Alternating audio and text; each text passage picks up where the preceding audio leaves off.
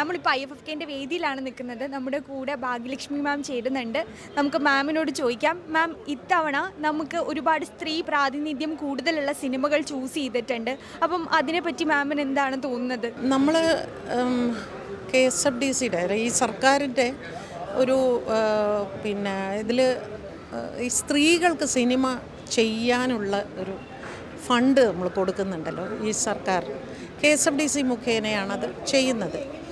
അതിൽ കുറേയധികം സ്ത്രീകൾ, ഏകദേശം എനിക്ക് തോന്നുന്നു ഞാനതിൽ ജൂറിയൊക്കെ ആയിരുന്നു, ഒരു 300ഓളം സ്ത്രീകളാണ് അതിനു വേണ്ടി അപേക്ഷിച്ചിരുന്നത്. അപ്പോൾ അതിൻ്റെ അർത്ഥം ഇവിടെ ആക്ച്വലി സിനിമ ചെയ്യണം എന്ന് ആഗ്രഹിക്കുന്ന ഒരുപാട് സ്ത്രീകളുണ്ട്.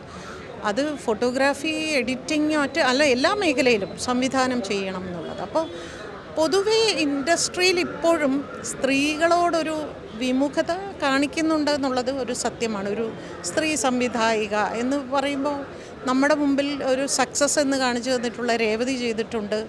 രേവതി അന്യഭാഷയിലാണ്, മലയാളത്തിൽ ചെയ്തിട്ടില്ല. പിന്നെ അഞ്ജലി മേനോനാണ് മലയാളത്തിൽ ഒരു സക്സസ് സംവിധായിക എന്ന് നമുക്ക് പറയാൻ സാധിക്കുന്നത്.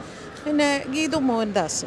പക്ഷെ അവർക്കൊന്നും തന്നെ യഥാർത്ഥത്തിൽ നിർമ്മാതാക്കൾ അവർക്ക് വേണ്ടി ഫണ്ട് മുടക്കാൻ വരുന്നുണ്ടോ എന്ന് ചോദിച്ചാൽ അഞ്ജലി മേനോനുണ്ട്, ഇല്ലെന്നല്ല. പക്ഷേ ഒരു ഒരു ഒരു പ്രത്യേക തരം ഇതിൽ ഉള്ള സ്ത്രീകളെ ആരും വിശ്വസിക്കുന്നില്ല, അവരുടെ കഴിവുകളെ തിരിച്ചറിയുന്നില്ല, അത് അംഗീകരിക്കാനുള്ള മടിയൊക്കെ ഉള്ളൊരു സ്ഥലത്താണ് ഇങ്ങനെ സർക്കാരിൻ്റെ വിമൺ സിനിമ എന്ന് പറയുന്ന ഒരു പദ്ധതി സർക്കാർ നടപ്പാക്കിയത്. അതിൽ കൂടി വന്ന സിനിമകളാണ് ഈ 4 സിനിമകൾ ഇത്തവണ നമ്മൾ എടുത്തിരിക്കുന്നത്. അത് കഴിഞ്ഞ വർഷം, മുമ്പത്തെ വർഷമൊക്കെ ഇതിനൊക്കെ അവാർഡൊക്കെ കിട്ടിയിട്ടൊക്കെ ഉണ്ടാവും. പല സംവിധായികമാരും വളരെ ഡിഫറെൻ്റ് ആയിട്ടുള്ള സബ്ജക്റ്റാണ്. കാരണം ഇത് ഞാൻ ആ കഥ വായിച്ചതാണ് അന്ന്, പിന്നീട് സിനിമ കണ്ടതുമാണ്.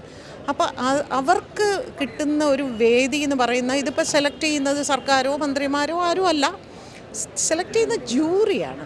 അപ്പോൾ അവർക്കത് അത്രയും നല്ല ഒരു സിനിമയാണെന്ന് തോന്നിയത് കൊണ്ടാണ് അവരത് സെലക്ട് ചെയ്യുന്നത്. അതൊരു സ്ത്രീകൾക്ക് കിട്ടുന്ന ഒരു വലിയ പ്രചോദനമാണ്, ഒരു അംഗീകാരമാണ്.